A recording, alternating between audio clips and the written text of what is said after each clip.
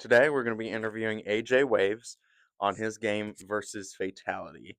How you doing today, AJ? I'm doing great. It was a little cold, but I made it. Okay, cool. So, to get started, AJ, what's your main? Who do you main? I made Ice Climbers. The puppeteer character, one of the two in Smash Ultimate. Okay, okay. And what made you choose Ice Climbers? It was a stupid reason. There's only two of them. Okay, fair enough. Okay, so we're gonna jump straight into it here. So, what was your initial reaction when you found out that you'd be going against Fatality? so initial I was like shocked because first of all I made it here, and I was like, shocked that I made it that far into the bracket because there were some other players that are way better than me, but I did upset them, and I was like happy to play up against them in person compared to just playing them online.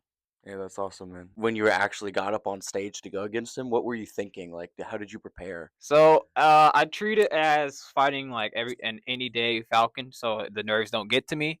And also, whenever I was going on stage, I was just happy to be there instead of just like worrying if I beat him or not. Just happy being on stage for the first time, and also just playing against a top player. Have you ever been against like a high caliber Falcon in the past? No. Okay, so this is your first time. So yeah, fatality. Yeah. Okay. Okay, fair enough. Okay, so could you kind of describe what was it like getting up on that stage in front of everyone, being streamed, like going against Fatality? What was that feeling, those steps getting up to that stage? So obviously, there's nerves. Getting up there, watching, had all my team there watching me play and supporting me. Obviously, was like great and all, but again, there was like a little bit of nerves, being on that stream in front of all the people and just like, yo, he's gonna clown me in front of all these people, especially like how the first two games went. I was like, oh, this is not ending well. Then I bring it back, and then game five, that's when it got to me. Like, okay, this is for real, for real. Like we sort of made it, but like Okay. Okay, solid. So on top of that, when you first started going against him, what was kind of like your strategy going in? Do you just think like, hey, I'm just gonna play the best I can? Did you have a specific like so play style or something? yeah. So my strategy when it comes to playing players, it depends. Like best of five, I'll take like I might lose the first two because like I'm starting to realize what my opponent is doing and what he's looking for. I wouldn't say I lost those two on purpose because obviously Fatality outdid me, right? But I was starting to pick up his habits and what he was doing, and that's how I brought it back. But like my initial game plan was to like desync him out, but then I realized he can outspace me with any of his moves. For example, his side B can go through Blizzard, so I was like, I can't sync Mhm. him out, so I just got to play better neutral, and like if he comes in with like anything that's punishable, do up tilt or like Blizzard and keep him away. Okay, awesome. Just kind of to shift topics there. I know a lot of the crowd was cheering for Fatality because he is a lot more, he has a following and he has, that group of stands behind him. Did that really impact you at all? Because there was probably five of us cheering for you, and there's probably about 60 people cheering for Fatality. Did that kind of shake you up there, or? So no, not really, because naturally, people are gonna cheer for the better player.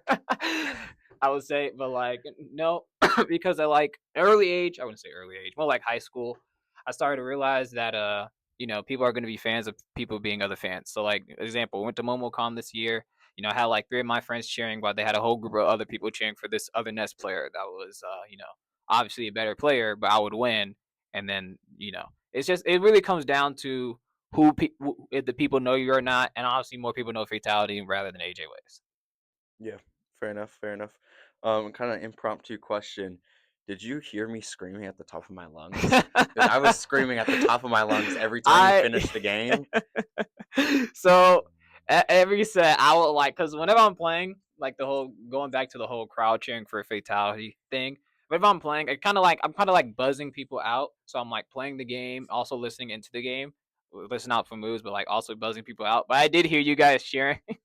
You guys every time Nano would die, he doesn't need her. He doesn't need her. Yeah, that was That was, yeah. that was kind of I was screaming like "fuck him up, AJ, fuck funny. him up." Yeah, yeah. Like, I was really trying to overpower the rest of the crowd there. I'll make you feel supported. Okay, so I guess the big question here is if you could go against Fatality, you were in a bracket, so it wasn't like you were just dry. But if you had to go against Fatality again today, Is there anything that you would have done different in terms of, I mean, anything, your mental, your play style? I mean, anything?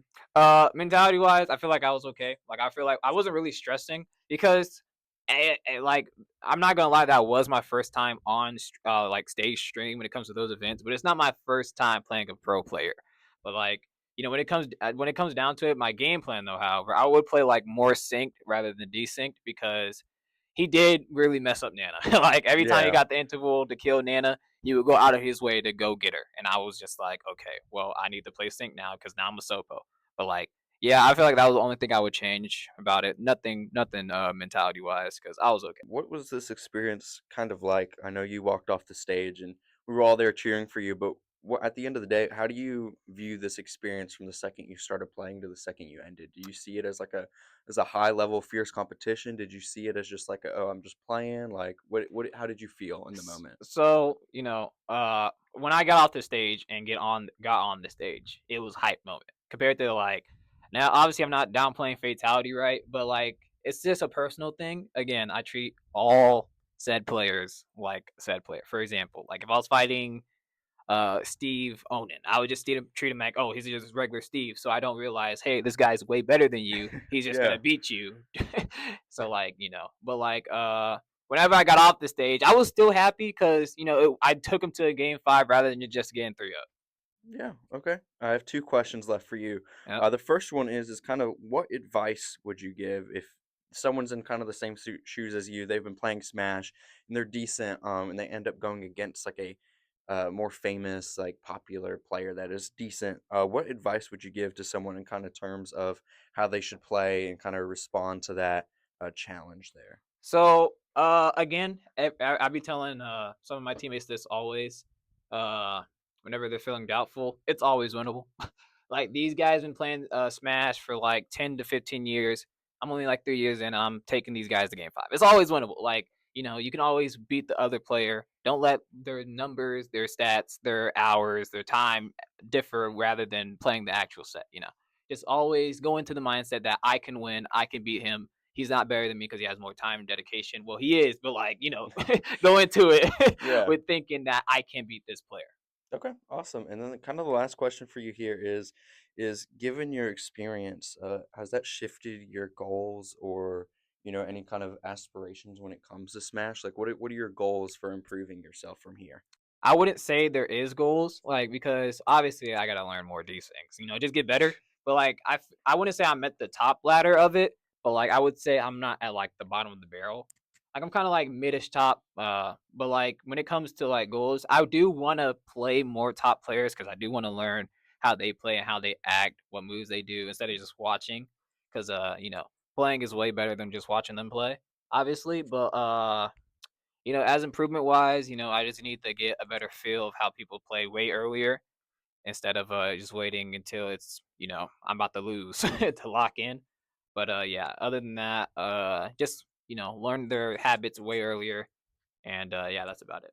Awesome. Well, that is going to be it. All right. Appreciate it, AJ. Thank you. Yep, of course.